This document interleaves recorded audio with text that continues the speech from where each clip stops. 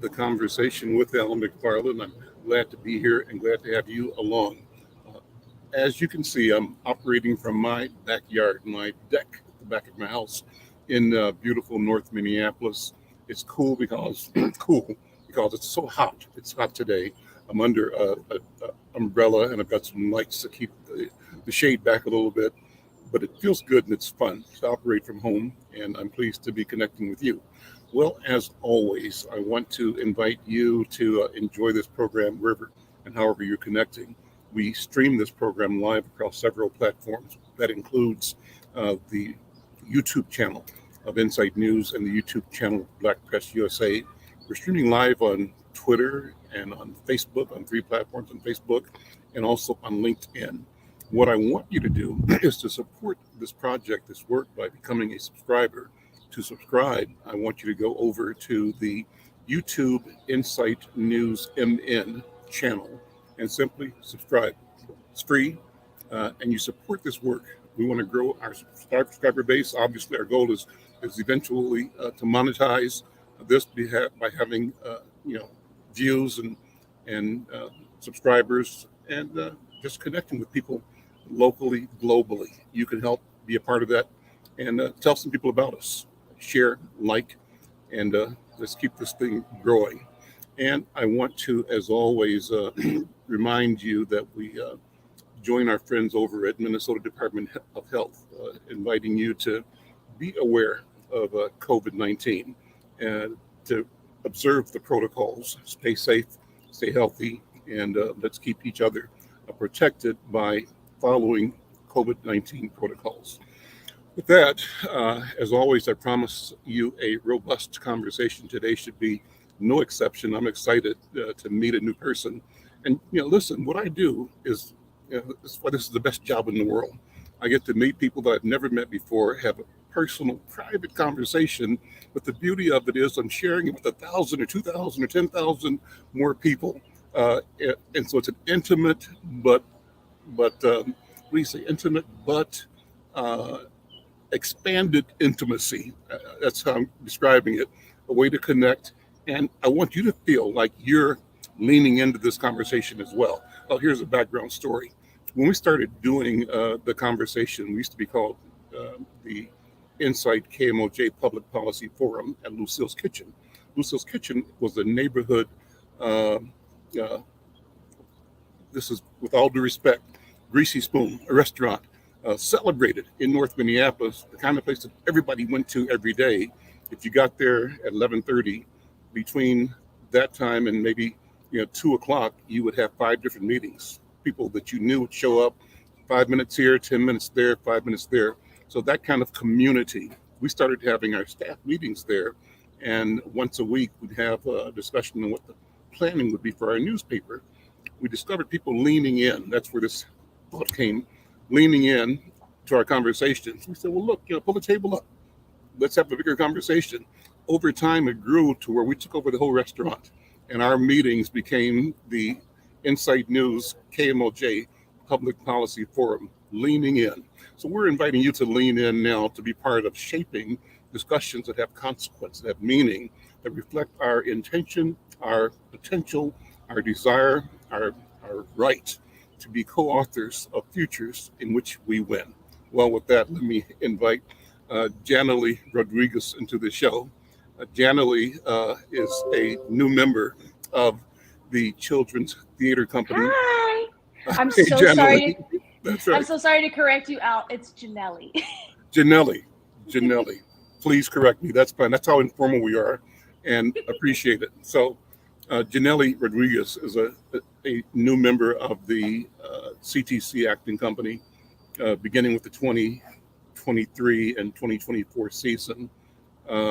She's enjoyed roles in Dr. Seuss's How the Grinch Stole Christmas, Annie, Cinderella, Spam Town, and Diary of a Wimpy Kid at the musical at Children's Theater Company.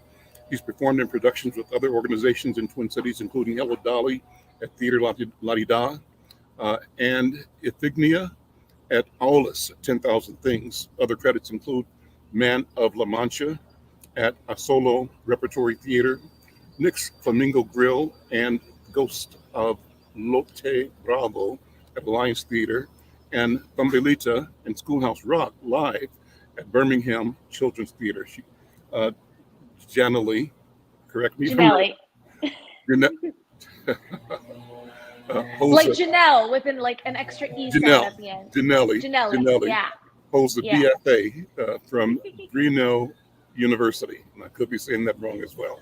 So listen, that's okay. So listen, it's so great to have you here. And I want to talk about your work with CTC, your role as a member of the company, and your history. And let's talk about art in general, about acting in general, about theater in general. And again, so good to see you, and welcome. So talk about your present announcement that you're joining the company for the 23-24 season. What does that mean? That means I will be in the season. I will officially be in 3 shows this season out of the 6 shows. What I will be doing will be determined later, but we'll be remounting Grinch. I'm so excited. It was such a fun show. Then I will be doing Alice in Wonderland, and I will finish off the season with Frog and Toad. And I'm so excited that CTC is bringing those shows back, especially Frog and Toad. I have always heard such good things about it from the last time they did it, so I'm really excited to do this little revamp. So where are you from? What's your story, personal? I am where I'm from right now. This is the backdrop of my parents' current home here in Miami, Florida. That's where I was born and raised. I graduated here, and then select few from my class went over to Palatka, Florida, and we got our associates at Florida School of the Arts. After I got my associates, I decided I wanted to get my bachelor's, and so I moved up to Gainesville, Georgia, and that's where I got my bachelor's over at Brenau University. And then from there, I started working around the city. That's how I got involved with the Alliance Theater. And while I was at the Alliance Theater, I had heard about this audition for Children's Theater Company, and I was very intrigued, and that's where I got to meet Peter Brocious, and it was a really great audition, and I got the offer. And I actually had a couple of friends who were working from my alma mater at Florida School of the Arts in Minneapolis. Jordan Leggett, who's a brilliant working actor. You can catch him in Godspell over at Artistry Theater. And Dwight Leslie, who was the PA 2 years prior to my tenure. And I asked him about the program, and he had nothing but good things to say. And I took a leap of faith, and I moved out of Atlanta, and I've been in Minneapolis ever since. That's a wonderful story. Always take a second to reflect on how important an organization CTC is. This theater is world renowned. It's probably one of the largest, most robust arts programs for intergenerational experiences in the country, maybe in the world. And so I want to sort of second what you're saying in praising the institution, and let you know that everybody here feels the same way about it. It's a wonderful, wonderful asset for our community. So glad that you're a part of it. I think your presence simply enhances and grows the rich wealth that this organization represents. Explain to me your pronouns. Oh, absolutely. She, they, and he is what I'm seeing. I was born as she, her, hers, so that's usually my predominant, and I am fully aware that that's how I present to most of the world, so that's the one I'm usually most comfortable with, but I identify as gender fluid, and so I like to throw in those other ones there because my gender isn't static, so I don't feel that my pronouns should be either. Okay, talk about that. I'm curious, and I'm loving that you're free to talk about it, and that you allow me to talk about it, and that you state it in a way. And I think the mission for me is to educate, so that Al McFarlane is smarter, knows more, and understands more, and is a better human being for having the knowledge, and certainly your courage and your strength and your conviction and confidence in who you are, is what we should all expect of each other, I think. Yeah. What do you think? Oh, I think that totally. I mean, we can't learn unless we have conversations, you know? Okay, okay. So let's go to the question of art and culture, and I'll be jumping around in the conversation, and you're welcome to move the conversation wherever you want to as well. Yeah.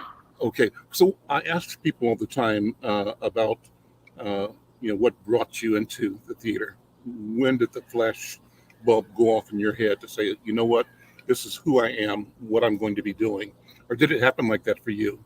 Uh, You know, theater was more of like an afterthought to what I could do to be able to sing. I think I always knew I was gonna sing. I've been singing since I was a little babe. I think one of my first memories is just like singing along to Barney. And I remember when I was 4, my mom took me to the movies, and I guess they were replaying The Little Mermaid over in theaters. It must have been like a 5-year or 10-year anniversary kind of thing. And I was obsessed with the movie. I knew it, all the songs, I knew all the lines front and back. And I remember just getting in my bathtub and recreating all the scenes. So I always knew I was going to sing, and I needed a way to like let that out. Um, and I think it was around high school. I was like, well, what if I try theater? It seems like being in a musical would be a great opportunity for me to let that skill shine through. And it didn't take long. I fell in love almost instantly with musicals and theater, and I was like, I think this is something I want to do. I think this is totally plausible and feasible, and let's give it a shot. And I had such a great community here, and I that was pretty much it. so you used the word shine through. I'm interested in that. What did you mean? You said you wanted a place so that skill could shine through. What do you mean? Oh, I just wanted to bring it out, Mhm. and let people hear it. I'm pretty talented if I do say so myself, Oh, I love it. I love it. I love it. and what better place to be bold and big than in a stage that lets you be that, you know? I love it. Well, I'm going to put you to the test. Let me hear you sing something. Ooh, I don't know. What do you like to hear, Al?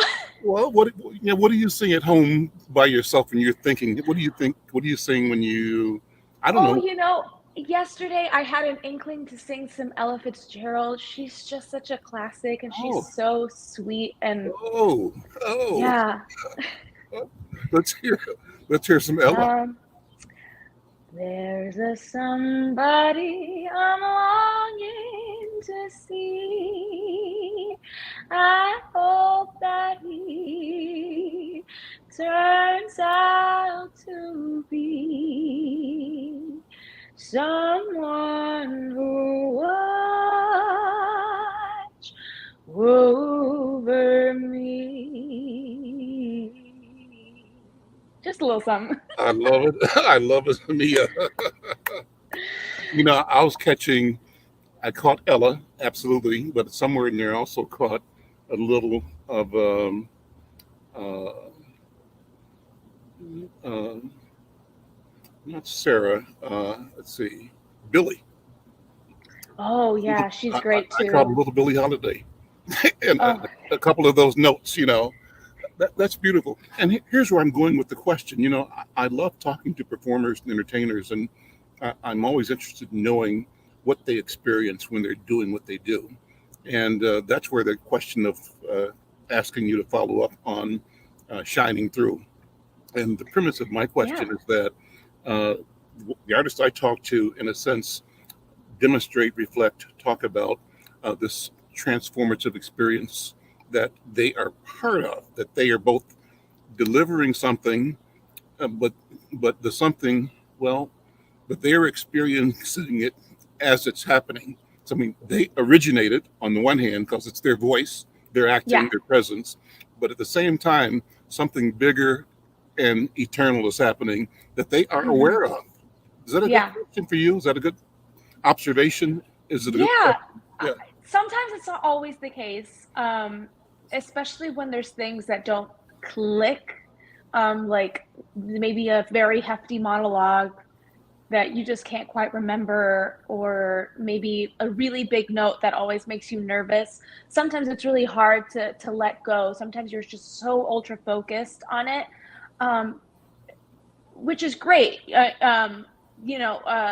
always want to be at least semi-aware of what we're doing so that nothing goes wrong. Everyone feels safe. But in those moments where you've done it enough that you can fully just like let go and immerse is a crazy experience. It's almost like an out of body experience, Mm-hmm. because you just let go of that sense of self and you just become and it doesn't always last forever, sometimes it's just like a brief flash in the pan, Right. but when it's there, it's so incredible. You can see somebody's whole life in like an instant. It's crazy.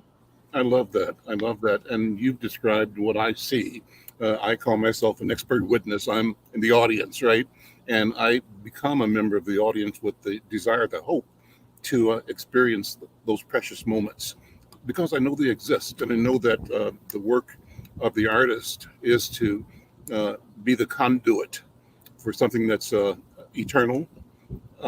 And through the artist, the community becomes community. People that don't know each other have a shared experience that bonds them and binds them in ways that make them different from when they walked into the event or the performance. And I think memorable performances do that to audiences. And you're confirming that you, the artist, understand it and know it. That there's both Yeah. a desire and an intent, but it also is something that is phenomenal for you as well as it happens. Is that Oh correct? yeah. Yeah, that's super correct. Tell me about your family. Where you're born in Miami, right? Uh, Yeah.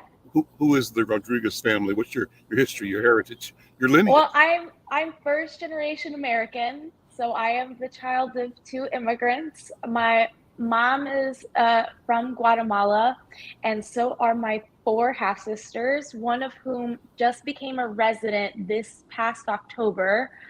She moved here in November, so we're really excited to have her. And my dad is from Havana, Cuba, and that's where my grandma is right now. And they both met I think a few years after they both moved here. I want to say they met around the 80s, late 80s. And yeah, they got married in the 90s, and then they had me, and they've been here ever since. Pues díganme, ¿has visitado a Cuba? ¿Conoce a Cuba?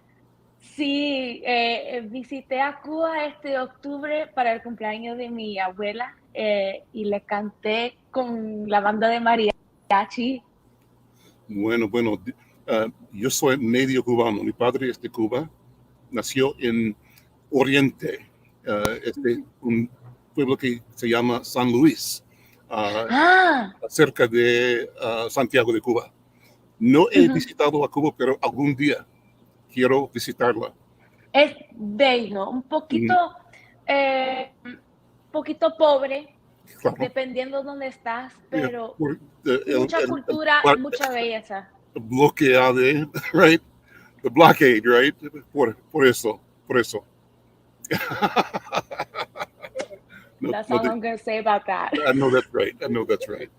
Well, listen, this is so wonderful. So good to meet you. My youngest brother lives in Miami. He teaches school and teaches Spanish actually in Miami. Y él se casó a una chica cubana como nosotros. Come on now. Nació ella en este país, pero sus padres son de La Habana. Y por eso tenemos una gran familia bilingüe, bicultural, afrocubano. Ay, adoro eso. I love that. Y lo que me gusta más en el mundo es la música de the Afro-Cuban All-Stars. ¿Lo conocen? I lost you for a second, I think. La música de... Oh, sorry, my No problem. My mom keeps Oh, calling me, here we and go. she's not getting the hint. Sure. Anyway, listen, this has been a wonderful conversation. So where do people, when do we begin to see you coming up in productions at CTC? What's your upcoming? You can see me in starting in productions. I believe Grinch will be open in November, Uh-huh. and will be open through the holiday season. Okay. So you can catch me on Grinch uh, during Christmas, during New Year's, Super. during Thanksgiving. Do you sing otherwise? Do you do any band work or performance or concert work as well?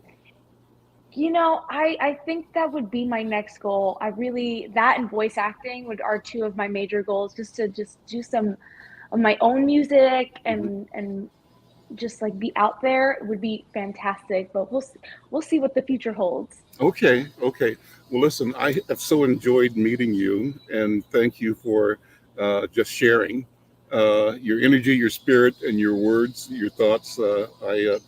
I am looking forward to seeing you at CTC and hearing you. I want to hear more of the voice. I love it that you are so bold, and it's beautiful when the boldness simply represents the truth.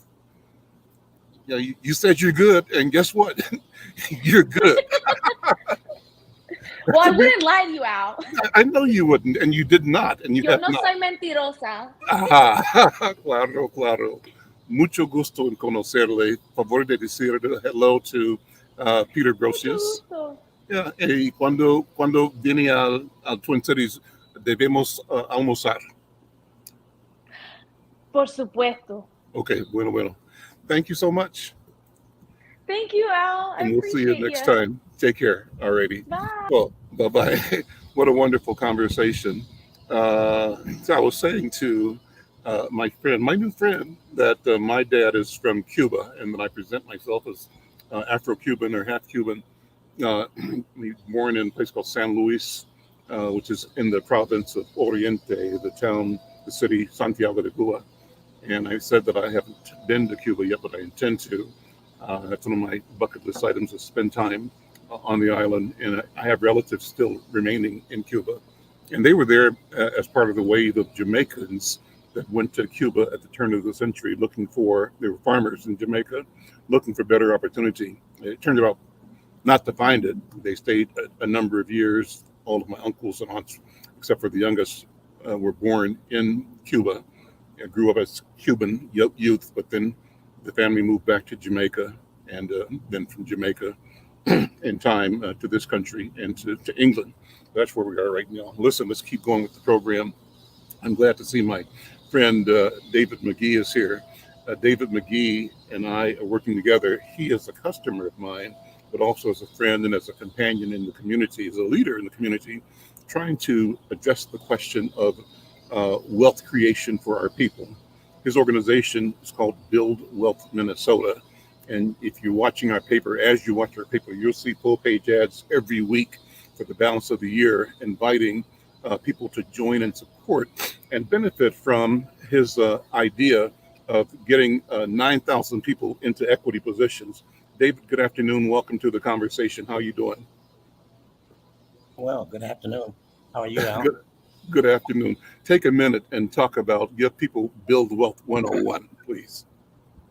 Well, I mean, that's what we do here. We help families build sustainable social and economic wealth. And hopefully that ends up being a legacy building opportunity for them to build generational wealth.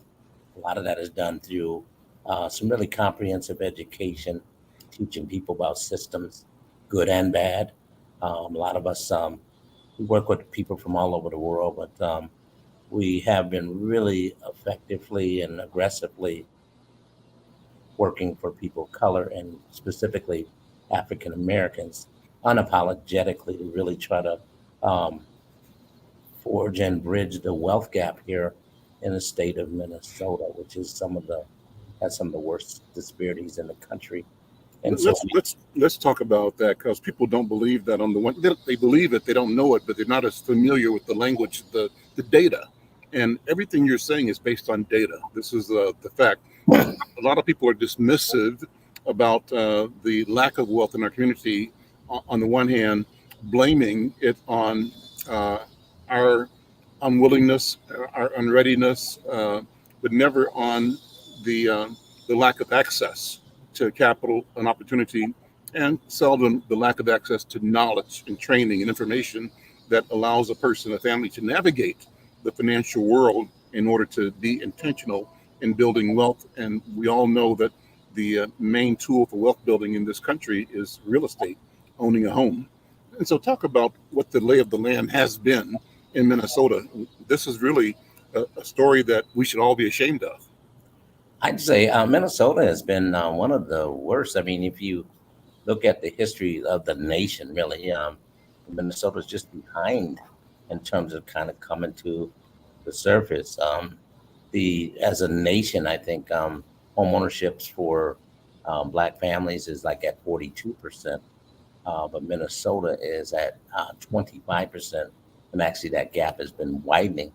There have been a lot of opportunities for folks to get involved in wealth creation and home ownership when they started HUD and FHA started creating opportunities for families to get into home ownership.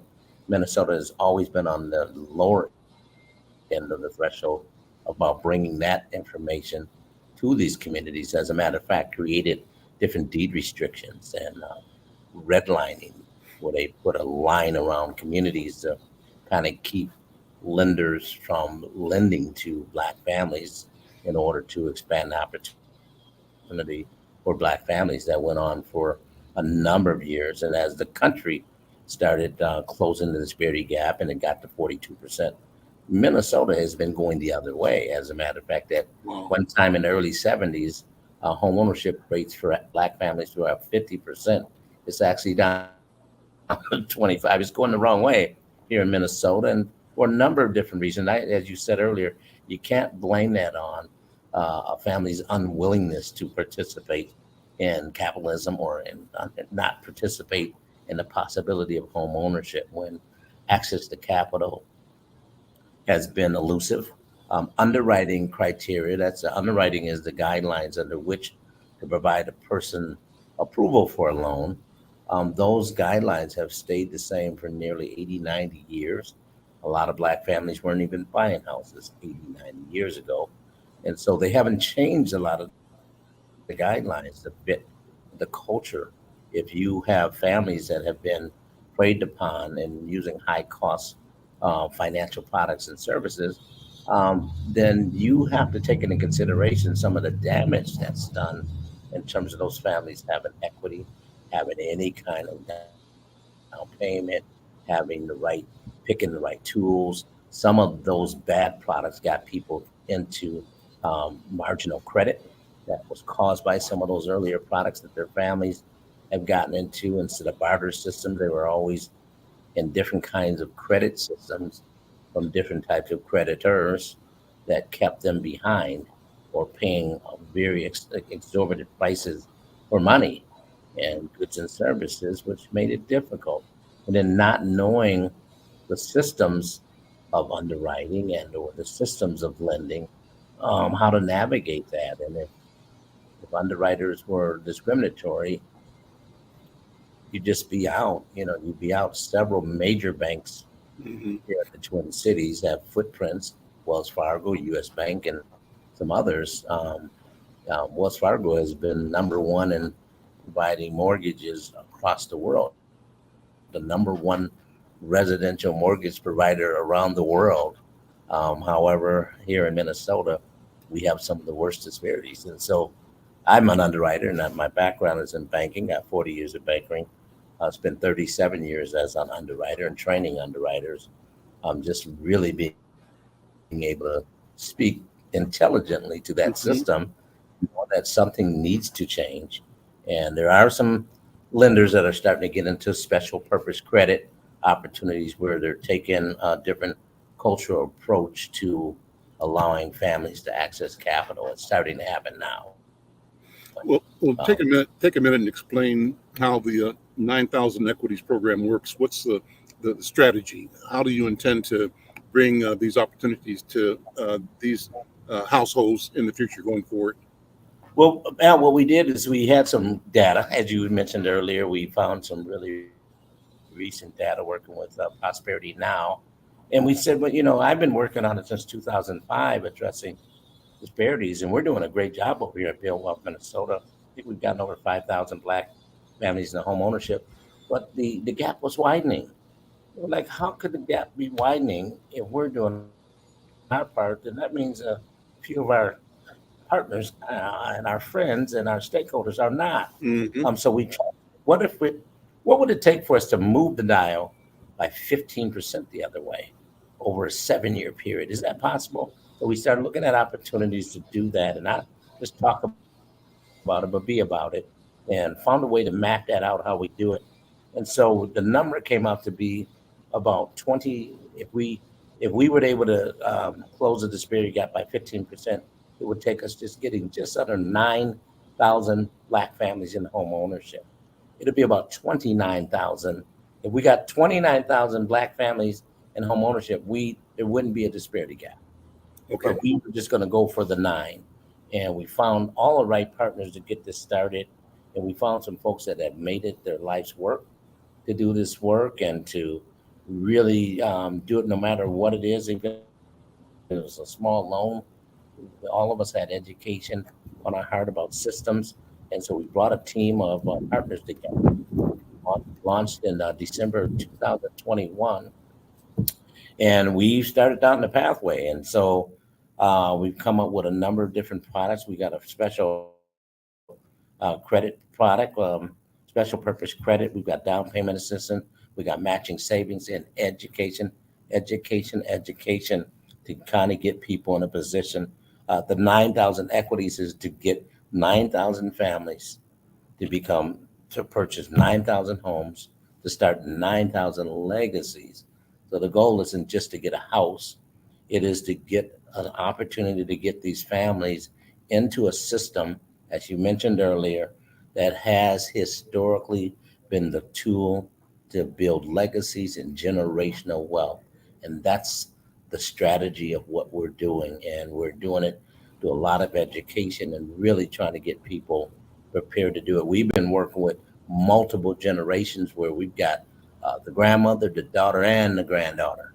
We've helped them all three, and families begin to purchase homes, have sustainable home ownership, and now recognizing the equity and educating them on how to manage, protect, and use that equity to build wealth for their families. I hear you saying two things. One is that it's never too late if you're working with the grandparents. Never too late to become a homeowner. And I also hear you saying it's never too soon if you're working with the granddaughter. You said it right. We've been trying to get young people at 24. Mm-hmm. It's a major objective. Jeff Robinson's one of our senior program directors, and him and I have made a commitment 7 years ago that we were going to try to get 24 to 30-year-olds into home ownership. If we have a say so, they'll never rent. They'll come out of college and go right into home ownership and never rent a day in their life. So being too young, nope. Our youngest person is 20 years old. We have a 20-year-old homeowner. Amazing. Bought 4 years ago. They're sitting at probably about $80,000 worth of equity today. So they had student loans of about $40,000. Mm-hmm. So they have a positive net worth. They could pay off their student loans with the equity they built up thus far. Never rented. They came out of college, went right into ownership.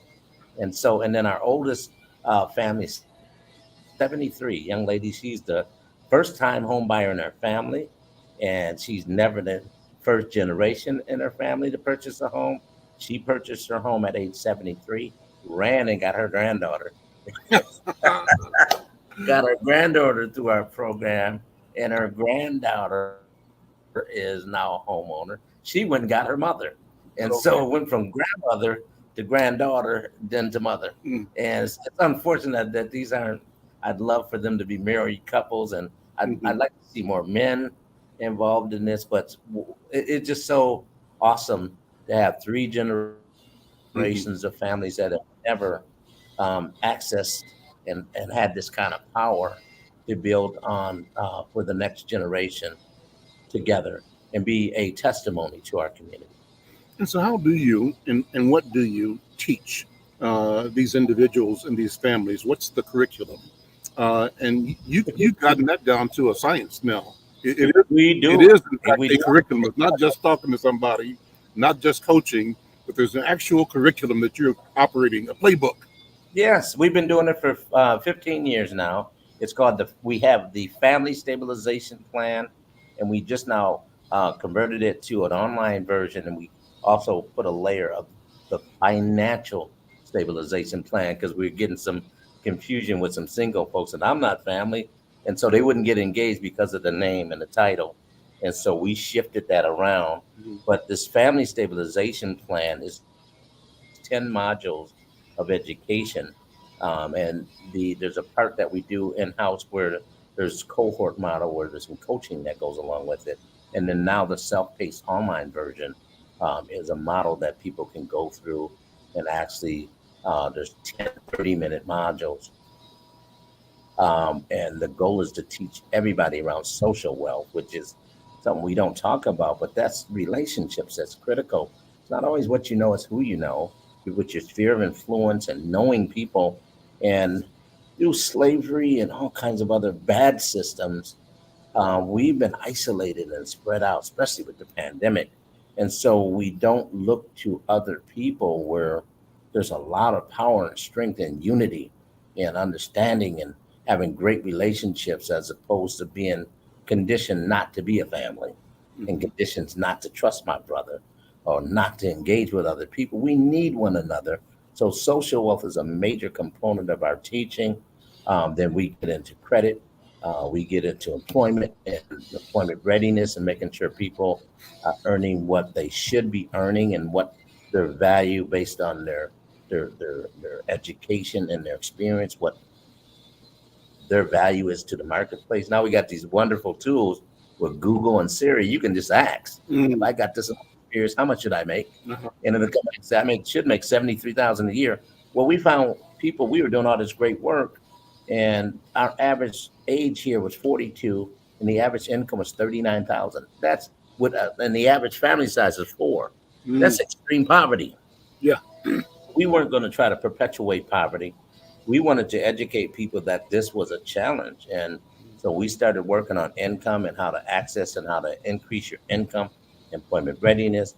Like I said, we do David, how do you address that? So you discovered then somebody, a family of 4, household income of $40,000, $50,000, where it ought to be average, what, 80,000 or so, or 70,000? How do well, you? It should be based on what their experience. If they've been working 17 years, Okay, imagine they would have gained some skills and some education okay. and some experience that are valuable to the marketplace. Okay. So there's an actual tool So that how we does a use person stay somewhere 17 years and still not make any money? How does it happen? because the system, the employment system, we teach Okay. systems. So the employment system is at will. And so an employer is willing to pay you what you're willing to accept. Yeah. And everything's negotiable. And if you're able to go through and present to that employer like, hey, wait a minute, I went through the system. It looks like this job. Mm-hmm. I think we lost David for a second. We'll get him back in a minute. In the meantime, we've got a poster for an important event that's coming up. Yasmin, you can pull it up. Yeah, that's it. Make it larger so people can read it. This event is coming up in a couple of days. I'll ask David to talk about it. And it's a expo. It's going to be June 24th, a couple of days from now this weekend. And it's one door to home ownership expo. And the premise and the promise is that the time to buy a home is now. And it warns you that interest rates and prices are both on the rise. So Build Wealth reaffirms its commitment to helping 9,000 Black families with everything they need to own a home. And the everything includes things like financial education, like credit review, like how to pre-qualify for buying a home, how to meet realtors, how to understand and navigate without trepidation the closing process, and finally, how to get the keys to your home. That's a wonderful thing. And again, this is showing a number of the stakeholders that he's been able to bring together. Make it larger again, please, if you would, Yasmin. I want to give credit to the partners in doing this. And the partners include, Bremer Bank, Stair Step Foundation. I think that's United. I need to have it enlarged. But David's back now. David, I was listening and giving credit to the partners in the upcoming event on the 24th. But why don't you give them, mention them so they get credit and people know what role they play in supporting this work in this particular event. Wow, thank you. I don't know how I got kicked out of there, but anyway, Model Cities from St. Paul. We also have His Works United, Mhm. and Babington and Stair Step Foundation. They're all together with about 110 churches that are involved. The Black Women's Wealth Alliance, Aurora St. Anthony, NDC, NARAB. It's the National Association of Real Estate Brokers, the Black component. National Realty Guild, Bremer Bank, as you mentioned, Banneker Realty with Henry Rucker over there, and Signature Group, Trey Adams and his team, and Diamond Levy with the Diamond Elite Realty Group. Urban Homeworks has came on as a partner. Habitat for Humanity has come on as a partner, and I mentioned Stair Step. The Fraser Group with Shauna Fraser, you've had her on your show. Coming back, Merle's Realty, husband and wife team and family have an awesome realty company that they've been doing. The Minnesota Homeownership Center has also recently joined, and Build Wealth Minnesota, of course. All have been. These are the initial partners. We plan on bringing on more, but as of right now, these are the 16 partners that have started and launched this, and we've gotten over 500 plus families as homeowners already. I think we're probably up to 700 or 800 already, and maybe 1,000 people in the pipeline that are heading towards that 9,000 that we talked about by 2028. So this event is happening in your building, right? On Saturday? It is, yeah. One door. We're calling it One Door. So you don't have to go all over town. One door to home ownership. We're going to make sure that, as we did with our Black Men's Legacy, Expo that we were at, that we're going to take away every excuse you have not to get into home ownership. And so we're going to have folks that are there talking about financial education. They're going to review your credit if you need to, pre-qual. You're going to meet with realtors, closers, and you're going to learn everything about this process we're actually going to give you a passport when you come in the door, and you're going to get your passport stamped by every professional you need to get through the entire home buying process. There's no way, you have no excuse not to have a family member actually make it towards home ownership at this event. Yeah, this is almost like, as you're speaking, David, Harriet Tubman, freeing the slaves, right? And you almost saying, look, you got to get this. No excuse, freedom, and you got to come on, and down payment assistance will be there. Everything you need. Funding, we got two main banks, and we're a bank here at Build Wealth Minnesota that have some really culturally sensitive, as I was talking about earlier, culturally sensitive money. I didn't say free money. I didn't say black money. I said culturally sensitive money that will take into consideration that you've had some cultural differences, that maybe I should look at you different as it relates to you qualifying for a mortgage. So all of these things are going to be available to you. There's no guarantees you're going to get a mortgage that day, but the point is we'll have everything you need to get in position to qualify for a new home. You recently your organization and your work were beneficiaries of, I think, a $5 million acquisition or allocation from the state legislature. Talk about that if you would. And it sounds like a lot of money, but really it's not. Everything is incremental. And to do what you want done, what is the price tag of right now? This 9,000 equities is a $2.5 billion with a B, a $2.5 billion initiative, and we are really elated And we feel blessed that the state of Minnesota, of all, the legislature actually allocated an appropriation of $5 million to go towards our fund, the actual special purpose credit fund. That's almost unheard of in the state of Minnesota, and it's from some serious folks that down at the legislature, Baje, our champion Senator Bobby Joe Champion, really helped get this. We asked for a little more, but they gave us 5 million. We're going to leverage that already. We've already set it up to leverage that, hopefully 3 times that, to help us. Like I said, it's a $2.5 billion initiative. The loan pool, we're trying to grow that to 100 million.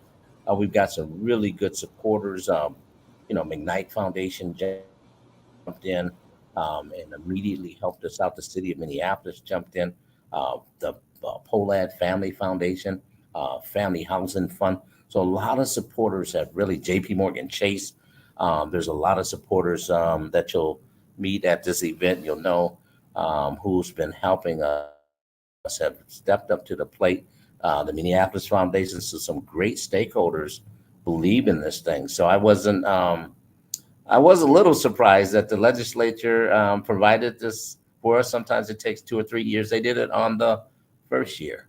And I know there's a record amount of money that the governor and the legislature put forward $1 billion towards home ownership, and they actually funded this. And so I'm looking forward to working with Commissioner Hull. She's been at our events and supports our event, and I think she supports what we do here.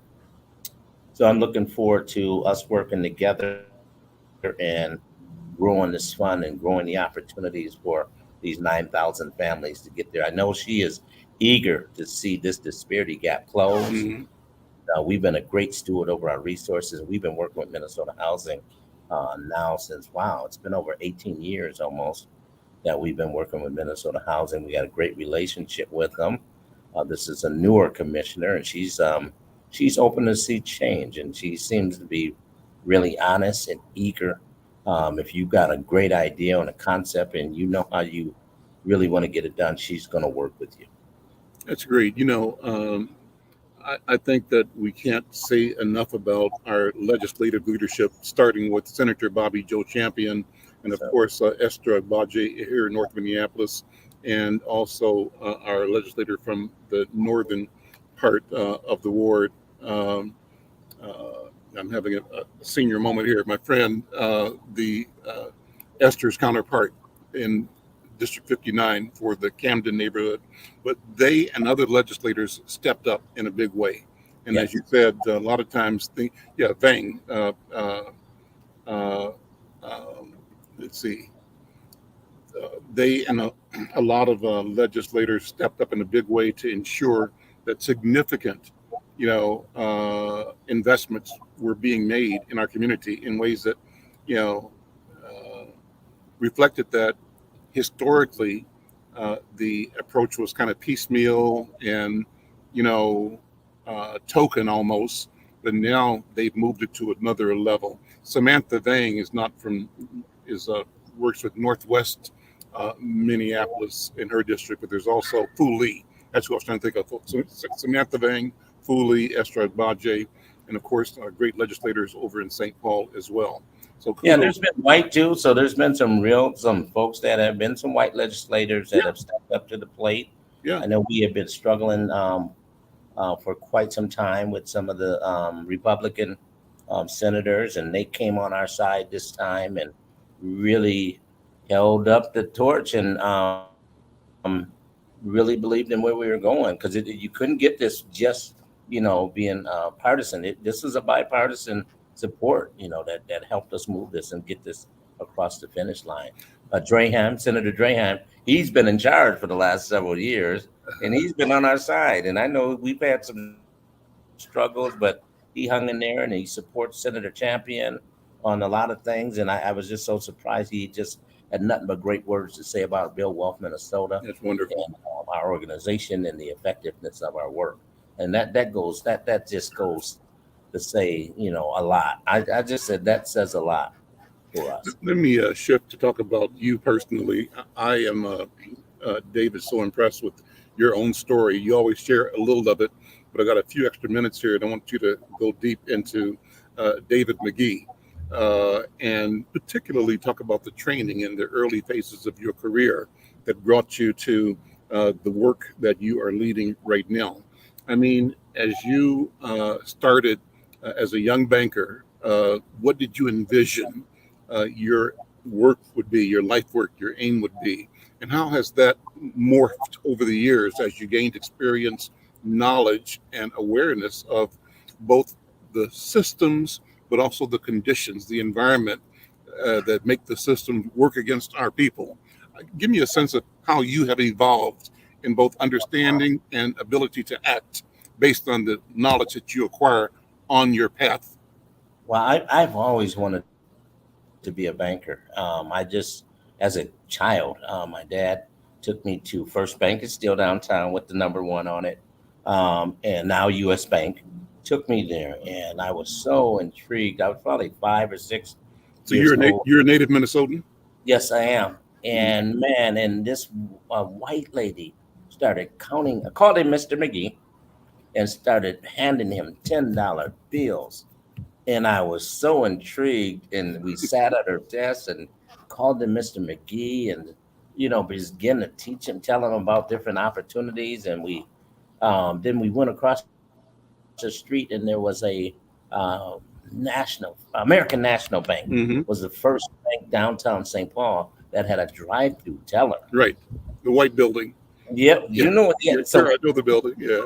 we drove to the teller, and a lady, Miss Johnson, Mark Johnson, and his mom went to church with us. She was working back there as a teller, and man, as a little kid, that just said, "I want to be that." Never, man. I used to beat my dad playing Monopoly, and it's never left me. I've always wanted to be a banker. I went to business school, business administration, and I got out and I got a job at Northwestern National Bank. Where'd you go to school? Then went to Norwest, now Wells Fargo, and I started that in '82. So I've been in banking just in September 40 years. Mm-hmm. I spent my career in banking. I've audited banks. I've done mortgage-backed securities with Wall Street firms, and I've been involved in training and underwriting, and been in banking, everything besides owning one. And I have never been a teller or proof operator, but for the most part, I have had every position that bank has to offer, and I've always desired to be and own my own bank. We are a community development financial institution here at Bill Wealth, so we are a nonprofit bank. We have tried to start a bank, and every time we get there, we've had a foreclosure crisis. Almost got close, and then we had a recession. Got a little closer, almost really pulled it off here in this new building that we've acquired, and then we had a pandemic. So it's been eluding us, but at this stage, we are lenders. We loan money, and we provide residential mortgages. We provide consumer mortgages and consumer loans to help people that are in high cost loans and the lower cost loans. So we're doing everything that a bank does. We're just a nonprofit bank, but it has been my desire, and it's still my desire, to own my own bank someday. And we're close enough now that we've acquired this building. It used to be a challenge that all money ain't good money. And some of the reasons we didn't become a bank is because we were using other people's money. And I'm just glad that God showed us that it wasn't the time and the season for us, because we would have been working for some folks that may have been not the greatest folks to work for. And would it have been my bank, or would it have been theirs? Mm-hmm. Now we're in the position, technically, to probably acquire our own bank soon. And it's still a dream of mine to own my own bank here. I don't want to just have a black bank. I want to have a bank For the community, for the marketplace. Yeah. Oh, yes, sir. Yeah. We're a community development. I want the CDFI to be aligned with our bank, because the CDFI allows us to do some of those out of pocket type of things that helps us still help our community. Mm-hmm. But a bank is a bank is a bank. A bank sells money, Yeah. and a bank manages risk well, and is a good steward over its resources, and becomes the provision for visions. And that's what banks do. And so that's what I desire, and that's what I do every day. And I'm looking forward to seeing that dream come to reality. In the meantime, as a CDFI, I'm loving what I do. I've made it my life work to pour information into people, first and foremost, help with accessing opportunity, second, and just first and foremost, really be a great. I'm a man of God and a pastor, so that's my real job. So it is, and being a husband, man. You and I have had that discussion. We have. That's my second job, is being the head of my family and the spiritual leadership of my family, my wife, my children. I got 12 grandbabies and setting the stage for their legacy. But now I've taken on all these thousands of other families that aren't my, they're not my children, and my brothers from another mother and my sisters from another mother. Mm-hmm. I've taken it upon myself all that experience and knowledge and wisdom I got, that I can pour that back into them and watch them build legacies for their family. And we're doing that. You mentioned earlier, just the positive energy you got from being with your dad, going to the bank. Take a minute. We got about a minute to talk about your mom's family and your dad's family. Well, my dad's family actually came up, migrated to Minnesota from Iowa, and they were working in the coal mines of Iowa, and actually McGee came from some indentured slaves, some folks that came here from Ireland and went into the coal mines. Mm-hmm. So he migrated here. My mom's family, I'm a fourth generation North Sider. So my mom's grandma lived here on the north side. My mom went to North and went to Lincoln and all those here over north. So my mom's dad actually was one of the first Black people to work at the Ford Motor Company, and actually was one of the few that owned a car. He died, they say, crossing the L trains back then. That just seems strange, but I wondered it was because he wasn't supposed to be owning no car. He was one of the only Black men owning a car in the 50s or 40s and 50s. But anyway, so they migrated, and then they actually met. And my mom. I'm going to have you come back and tell more of that story. We're out of time. It goes so quickly, Okay, appreciate it. Thank you for having me. Well, thank you. But this is simply a continuation, because this conversation, David McGee, is one that is absolutely essential. And you are the voice. You are the person that will lead this movement in our people to wealth building. David McGee, Build Wealth Minnesota. Thank you. And we'll see you next time. All right. Bye now.